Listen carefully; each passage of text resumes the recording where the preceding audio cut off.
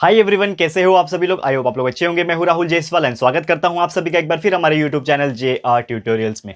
Friends, आज again आपके सामने एक मोस्ट इंपॉर्टेंट साइंस का लेक्चर वीडियो लेकर आ गया हूं दोस्तों, जिसमें हम पढ़ने वाले हैं हमारे 8th स्टैंडर्ड के लिए साइंस सब्जेक्ट का जो हमारा चैप्टर चल रहा था फ्रेंड्स, जिसका नाम है chapter number 6 composition of matter. आज हम इस चैप्टर का लेक्चर नंबर 4 आपके लिए लेकर आ गए हैं, जो कि अगेन एक बहुत ही ज्यादा इंपॉर्टेंट लेक्चर वीडियो होने वाला है। एंड फाइनली आपको बता दें दोस्तों कि ये जो चैप्टर है आज हमारा टोटली कंप्लीट हो जाएगा, यानी कि चौथा लेक्चर जो है आज का आखिरी लेक्चर होगा इस चैप्टर का। तो ये चैप्टर हमारा फाइनली कंप्लीट हो जाएगा। तो आपको मैं बता दूं कि 8th स्टैंडर्ड का 100% चैप्टर कंप्लीट होने के लिए सिर्फ एक चैप्टर बाकी रहेगा, जो कि है आपका सबसे लास्ट वाला चैप्टर, चैप्टर नंबर 19। तो जैसे ही आज ये खत्म हो जाएगा, तो जब नेक्स्ट लेक्चर लेकर आऊंगा, अगला लेक्चर लेकर आऊंगा, उसमें जो रिमेनिंग चैप्टर है 19th चैप्टर, उसकी शुरुआत करेंगे। और 2 से 3 और लेक्चर में आपका पूरा का पूरा 8th स्टैंडर्ड का साइंस सब्जेक्ट का भी सिलेबस जो है हम लोग टोटली 100% कंप्लीट कर देंगे। ठीक है दोस्तों, तो आप लोग को बस यही करना होगा कि जो भी वीडियोस हमारे पास अवेलेबल है आप देखिए, उसको अच्छे से पढ़ाई कीजिए और बहुत ही अच्छे मार्क्स एग्जाम में स्कोर करिए। ठीक है दोस्तों, तो चलिए शुरुआत करते हैं आज के इस आखिरी लेक्चर की। तो एक छोटा सा टॉपिक रह गया दोस्तों इस चैप्टर में, जिसका नाम है दोस्तों वैलेंसी एंड मॉलिक्यूलर फॉर्मूला। ठीक है, तो वैलेंसी ये तो वर्ड आपने बहुत पहले से ही सुना होगा, ठीक है ना। लेकिन ये जो मॉलिक्यूलर फॉर्मूला है, इसका क्या कंसेप्ट है यहां पे, ये मैं आपको बताने वाला हूं। तो ध्यान से देखना, मॉलिक्यूलर फॉर्मूला एंड वैलेंसी, ये दोनों का कॉम्बिनेशन का एक कंसेप्ट है जो कि हमें बहुत ज्यादा इंपॉर्टेंट लगता है देखने के लिए। तो ये जो कंसेप्ट है दोस्तों, ये एक ऐसा कंसेप्ट है जो कि नॉर्मली शायद आपको कोई बताएगा नहीं, क्योंकि देखो अगर मैं एग्जांपल के तौर पे बात करूं, सभी को पता है कि हम लोग हर एक चीज का एक मॉलिक्यूलर फॉर्मूला लिखते हैं। क्या होता है मॉलिक्यूलर फॉर्मूला? जैसे कि अगर मुझे वाटर लिखना है, वाटर को आप कैसे लिखते हो? H2O लिखते हो। ठीक है, कार्बन डाइऑक्साइड लिखना है तो आप कैसे लिखते हो? CO2 लिखते हो। ठीक है, हाइड्रोक्लोरिक एसिड लिखना है तो आप क्या लिखते हो? HCl लिखते हो। सल्फर डाइऑक्साइड लिखना है, SO2 लिखते हो। यानी कि कहीं ना कहीं कोई भी कंपाउंड हो, तो जो भी एलिमेंट्स हो, उसको हम लोग कुछ ना कुछ एक कैटेगराइज तरीके से लिखते हैं। तो ये जो चीज होता है ना, H2O, वाटर के लिए H2O लिखा, कार्बन डाइऑक्साइड के लिए CO2 लिखा, हाइड्रोक्लोरिक एसिड के लिए HCl लिखा, सल्फर डाइऑक्साइड के लिए SO2 लिखा, एंड ऐसे बहुत सारी चीजें। तो ये जो चीजें मैंने लिखा है, इसी को बोलते हैं दोस्तों मॉलिक्यूलर फॉर्मूला। क्या बोलते हैं? मॉलिक्यूलर फॉर्मूला बोलते हैं। क्लियर है दोस्तों? लेकिन सवाल यह भी उठता है कि ये जो मॉलिक्यूलर फॉर्मूला है, इसको लिखते कैसे हैं? अभी जैसे मैंने बोला कि वाटर का मैंने H2O लिखा, तो ये H2O ही क्यों लिखा? सवाल आता होगा ना, क्योंकि आप साइंस के स्टूडेंट हो दोस्तों, और मैं इस तरह से पढ़ाता हूं दोस्तों कि आप साइंस के अंदर वो जो चीज मैं बता रहा हूं, तो उसके गहराई तक उतरो कि यार ये चीज है तो क्यों है। हर एक के पीछे एक रीजन होता है ना। साइंटिस्ट लोग ने निकाला होगा इस चीज को, कि उन्होंने बोला कि साइंटिस्ट लोग ने बोला कि हमारा जो पानी है उसको हम H2O बोलेंगे, तो मान लोगे आप, ठीक है H2O है, ठीक है मैंने रट्टा मार लिया। लेकिन उसके पीछे का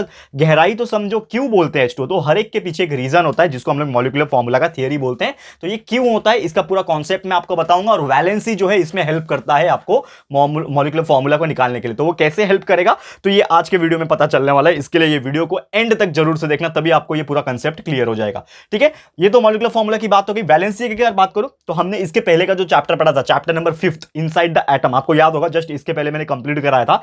तो आपको मैंने बताया था कि वैलेंसी कैसे निकालते हैं। कोई भी एलिमेंट का वैलेंसी अगर निकालना है, लेट्स सपोज कार्बन एक एलिमेंट है, तो कार्बन का अगर मुझे वैलेंसी निकालना है, तो कार्बन का एटॉमिक नंबर होता है 6, इसका इलेक्ट्रॉनिक कॉन्फ़िगरेशन हम लोग लिखते हैं 2,4। ठीक है, 2,4 लिखते हैं, यानी कि इसका वैलेंसी कितना हो जाएगा? अभी ये 4 है, यानी कि इसको अपना ऑक्टेट को कंप्लीट करने के लिए 8 चाहिए होता है, तो इसके पास सिर्फ 4 ही है, तो यानी कि वो 4 किसी से ले लेगा, या तो अपना खुद का वो 4 किसी को दे देगा। तो इसका सीधा सीधा वैलेंसी क्या हो जाएगा? 4 हो जाएगा। तो इस प्रकार मैंने आपको बताया था, दैट इज द एक्सेप्टेंस और the sharing of electrons to complete its outermost shell is called the valency. ये ऑलरेडी हमने चैप्टर नंबर 5 में बहुत ही अच्छे से पढ़ा है। तो अगर आपने नहीं देखा है चैप्टर नंबर 5 के वीडियोस ना, जिसमें मैंने वैलेंसी एक्सप्लेन किया हुआ, इलेक्ट्रॉनिक कॉन्फ़िगरेशन, हर एक चीज एक्सप्लेन किया हुआ है, तो पहले जाके वो देख लेना, ताकि और अच्छे से क्लियर हो जाएगा कंसेप्ट। ठीक है, तो वैलेंसी हमें ऑलरेडी आता है निकालने के लिए, और यहां पे हमें वैलेंसी नहीं निकालना, क्योंकि वो ऑलरेडी हमने चैप्टर नंबर 5 में पढ़ा हुआ है। लेकिन यहां पे हमें निकालना है molecular formula with the help of valency. तो वो कैसे निकालेंगे, उसके कुछ स्टेप्स है, वो स्टेप्स आपको मैं बताऊंगा और एग्जाम्पल के साथ सॉल्व करेंगे। काफी मजा आने वाला है, तो ध्यान से देखना। तो चलिए इसको मैं रफ कर लेता हूं, फिर एक्चुअल में रियल लाइफ एग्जाम्पल में आपको कराता हूं किस प्रकार कोई भी चीज का हम लोग मॉलिक्यूलर फॉर्मूला जो है वो कैलकुलेट कर सकते हैं, यानी कि निकाल सकते हैं। बहुत ही इजी चीज है, तो ध्यान से देखना दोस्तों। हर एक कंसेप्ट जो है आपको यहां पे क्लियर होने वाला है। चलिए ध्यान से देखते हैं यहां पे। ठीक है, तो सबसे पहले अगर मैं एक एग्जांपल के तौर पे बात करूं, जो लेट्स सपोज कि कोई भी एक ऐसा चीज ले लो, जैसे कि मैं अगर बात करूं कार्बन डाइऑक्साइड। ठीक है, पहला एग्जांपल ले लिया मैंने कि कार्बन डाइऑक्साइड का आपको क्या लिखना है?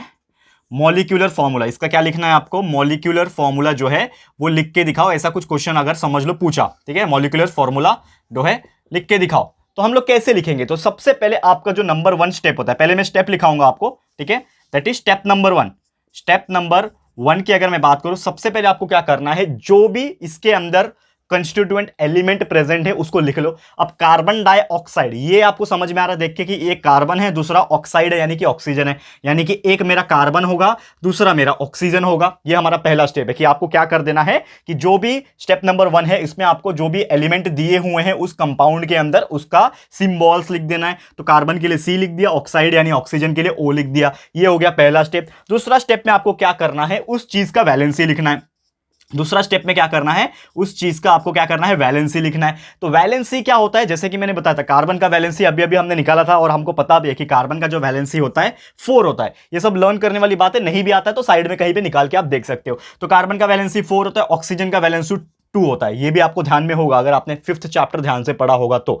ठीक है, अगेन मैं बोल रहा हूं, अगर आपने अभी तक वो वाला चैप्टर नहीं देखा ना दोस्तों, प्लीज देख लेना, क्योंकि ये चैप्टर के लिए भी इंपॉर्टेंट है और आने वाले फ्यूचर के लिए आपको इंपॉर्टेंट है। क्योंकि वैलेंसी जो है एक बेसिक चीज है, जो आपको नहीं आएगा तो फ्यूचर में कभी भी आप केमिस्ट्री पढ़ोगे ना तो आपको नहीं आएगा, और साथ में ये सब चीज जो है बहुत ज्यादा आपको हाईली यूजफुल होती है। ठीक है ना, एग्जाम्स प्रिपरेशन वगैरह के लिए। तो ये चीज ध्यान में रखना। तो step number 2 is to write the valency. And फिर स्टेप नंबर 3 में आपको क्या करना है, स्टेप नंबर 3 में आपको क्या करना है, इन दोनों को आपस में क्रॉस मल्टीप्लाई करके वैल्यूज लिखना है। जैसे कि कार्बन मल्टीप्लाई हो जाएगा 2 के साथ, 4 ऑक्सीजन मल्टीप्लाई हो जाएगा 4 के साथ। तो ये दोनों को मैंने क्या किया, क्रॉस मल्टीप्लाई किया और उसका वैल्यू आ जाएगा, यानी कि सी के साथ 2 चला गया।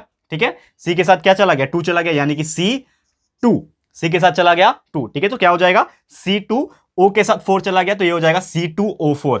तो ये हो गया फाइनल प्रोडक्ट, ये हो गया फाइनल प्रोडक्ट, यानी कि ये हमारा आंसर आ गया कि कार्बन डाइऑक्साइड को कैसे लिखते हैं, C2O4 लिखते हैं। लेकिन ये अभी खत्म नहीं हुआ है। ठीक है ना, आप बोलोगे ना सर क्या बोल रहे हो, कार्बन डाइऑक्साइड को C2O4 थोड़ी बोलते हैं। सही बात है, नहीं बोलते हैं, लेकिन इसमें कहीं ना कहीं एक ट्विस्ट बचा हुआ है। ट्विस्ट ये है, खत्म हो गया, बाकी जो दूसरा अगर एग्जाम्पल होता तो यहीं पे स्टॉप करते, लेकिन एक और स्टेप हो जाता है इसके अंदर कि अगर आपको इस चीज को क्लैरिफाई करना है या फिर एकदम आंसर निकाल देना है, तो स्टेप नंबर 4 में आपको क्या करना होता है कि देखो कि इसके अंदर और रिड्यूस हो रहा है क्या। रिड्यूस का मतलब क्या होता है, जो नंबर्स है वो आपस में रिड्यूस हो रहे हैं क्या। तो आप देखोगे इसके पास 2 है, इसके पास 4 है, यानी कि कॉमन मल्टीपल है। तो अगर मैं इस चीज को 2 से डिवाइड कर दूं तो C में से 2 से डिवाइड हो गया तो क्या बचेगा, अकेला C, 2 चला गया, और ऑक्सीजन के पास 4 था तो 4 डिवाइड बाई 2 इज 2, तो ऑक्सीजन के पास कितना बचेगा, 2।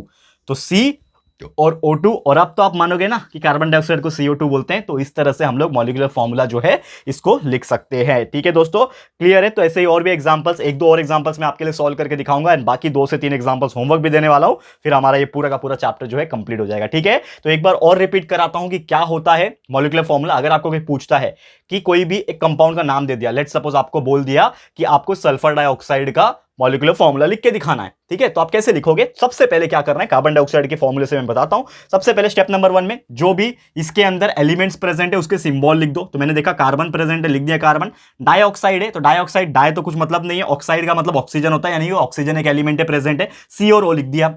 अगले स्टेप में उनका वैलेंसी लिख दो उसके सामने, कार्बन का वैलेंसी 4 होता है, ऑक्सीजन का वैलेंसी 2 होता है, लिख दिया। उसके बाद स्टेप नंबर 3 में दोनों का क्रॉस मल्टीप्लाई कर लो और लिख दो यहां पे, तो C2 हो गया और O4 हो गया, तो C2O4 हो गया। और चौथे स्टेप में आपको देखना है कि ये और छोटा हो सकता है क्या। तो यस हो सकता है, देखो 2 और 4 क्या है, इवन नंबर है, तो हम लोग क्या कर सकते हैं, डिवाइड कर सकते हैं। तो ये पूरा 2 का 2 डिवाइड हो सकता है, 2 डिवाइड बाई 2 1 होता है, यानी कि कार्बन अकेला C1 हो गया यहाँ पे। तो 1 लिखने की जरूरत नहीं पड़ती है, इसके लिए हम लोग नहीं लिखते। तो यहाँ पे C1 हो गया, और ऑक्सीजन का 4 था तो डिवाइड बाई 2 हो गया, यानी कि 4/2 इज 2, तो CO2 हो गया। ये हमारा फाइनल आंसर। क्लियर है, तो उम्मीद करता हूं कि ये चीज आपको समझ में आ गया होगा। और भी ऐसे एग्जांपल्स 1-2 और मैं करा देता हूं आप लोगों को, ताकि और अच्छे से आपको क्लियर हो जाए। ठीक है, ये था हमारा सबसे पहला एग्जांपल जिसमें हमने आपको बात किया कि कार्बन डाइऑक्साइड का हम लोग मॉलिक्यूलर फॉर्मूला निकाल सकते हैं। और जैसा कि आपने देखा कि मॉलिक्यूलर फॉर्मूला हमने निकाला, लेकिन किसकी हेल्प से निकाला, वैलेंसी। ये जो चीजें हैं ये क्या है, वैलेंसी है, इसके हेल्प से निकाला। दैट्स वाई ये दोनों आपस में कंबाइंड टॉपिक है और ये पूछता भी है एग्जाम में। ठीक है, चलो इसको मैं रफ कर लेता हूं और एक और एग्जांपल्स में कराता हूं आपको। ठीक है, ताकि थोड़ा सा और आपको कंसेप्चुअल नॉलेज क्लियर हो जाए, और जो भी कुछ क्वेरीज रहेगी वो तो ऑटोमेटिकली आपको क्लियर हो जाएगी। बस आप ध्यान लगा के देखते रहो, बहुत ही इजी एंड बहुत ही स्मूथली जा रहे हैं हम लोग। ठीक है, चलो एक और एग्जांपल। लेट्स सपोज कि मैं बात करता हूं अभी सेकंड एग्जांपल की, मैं बात करता हूं वाटर की। ठीक है, तो पानी का आपको क्या लिखना है, अगेन मॉलिक्यूलर फॉर्मूला जो है वो लिख के दिखाना है। तो पानी का मॉलिक्यूलर फॉर्मूला जो है लिख के दिखाओ। वाटर का कैसे लिखेंगे हम लोग मॉलिक्यूलर फॉर्मूला, समझ लो मुझे पता ही नहीं है, मैं पहली बार आया हूं, मेरे को पता ही नहीं है कि पानी को हम लोग क्या बोलते हैं। ठीक है ना, लेकिन हमें स्टेप्स तो पता है। तो मैं क्या करूंगा, सबसे पहले स्टेप नंबर 1 लिखूंगा, जो मेरा क्या है स्टेप नंबर 1 में, कि हम लोग वाटर में जो भी चीज प्रेजेंट होता है, और वाटर को क्या बोलते हैं, हाइड्रोजन ऑक्साइड भी बोलते हैं। यहाँ पे क्या प्रेजेंट है, हाइड्रोजन प्रेजेंट है, ऑक्सीजन प्रेजेंट है। ये तो हमें पता है ना कि पानी जो होता है वो हाइड्रोजन और ऑक्सीजन से बनता है, ये तो मुझे पता है ना। वाटर तो उसका कॉमन नेम है, लेकिन एक्चुअली हाइड्रोजन ऑक्साइड होता है ना। ठीक है।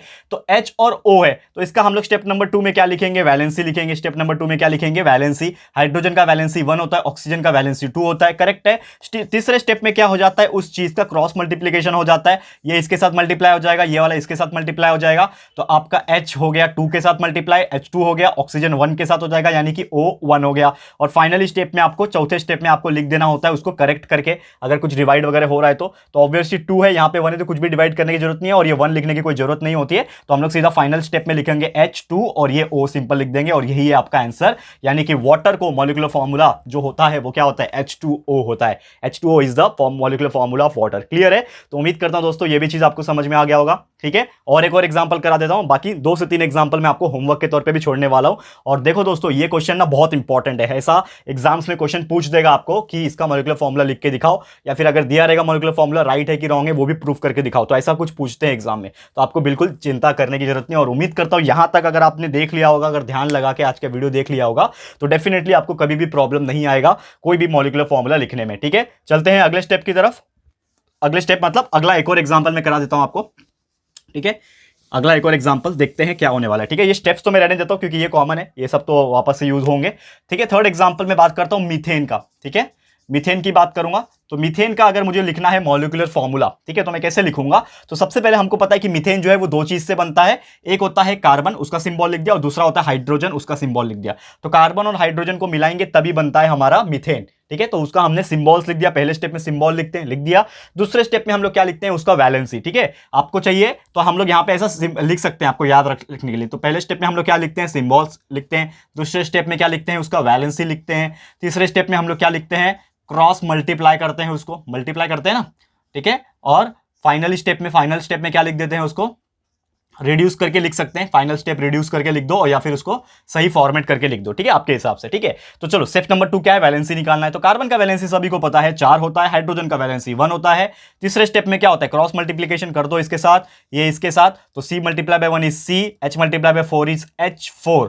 ठीक है, अब देखो कुछ भी करेक्शन हो रहा है क्या, इसमें कुछ डिवाइड वगैरह हो गया क्या, नहीं हो रहा है, यानी कि फाइनल स्टेप चौथे में लिख दो, तो CH4, this is the final answer. And CH4 को ही मीथेन बोलते हैं, आप सभी ने बहुत बार पढ़ा होगा। तो CH4 is nothing but the methane, and यही है उसका मॉलिक्यूलर फॉर्मूला। क्लियर है दोस्तों, तो उम्मीद करता हूं कि ये चीज भी आपको समझ में आ गया होगा। तो फाइनली ये हम लोग का दोस्तों जो भी मुझे आज पढ़ाना था, काफी छोटा सा टॉपिक बचा हुआ था लेकिन उतना ही ज्यादा इंपॉर्टेंट था, तो उम्मीद करता हूं कि ये चीज आपको क्लियर हो गया होगा। तो फाइनली यहां पे मैं स्टॉप करूंगा, लेकिन मैं चाहता हूं कि 2 से 3 एग्जांपल मैं आपको होमवर्क दूं, ताकि आप लोग अपनी तरफ से भी प्रैक्टिस करो थोड़ा। तो अभी मैं इसको रफ कर लेता हूं, और 2 से 3 एग्जांपल मैं चाहूंगा कि आपको होमवर्क के तौर पर दूं। ठीक है, तो आप कैसे कर पाओगे उस चीज को हम देखना चाहते हैं। ठीक है, तो चलो फटाफट से मैं इसको रफ करके 2-3 एग्जांपल आपको मैं दे देता हूं। चलो होमवर्क के तौर पे ध्यान से करना दोस्तों, घर पे आराम से बैठ के, जिधर पे भी आपको टाइम मिलेगा वहां से आपको आराम से बैठ के करना है, और हमें जरूर से कमेंट करके बताना कि आप लोगों को करने आया कि नहीं आया। ठीक है, जरूर से हमें कमेंट करना, क्योंकि आप लोग जब कमेंट करते हो तो काफी मजा आता है हमें, और देख के हमें लगता है कि यस आप लोग भी मेहनती हो, आप लोग भी मेहनत कर सकते हो हमारे साथ में, और अच्छे मार्क्स लेके आ सकते हो। ठीक है,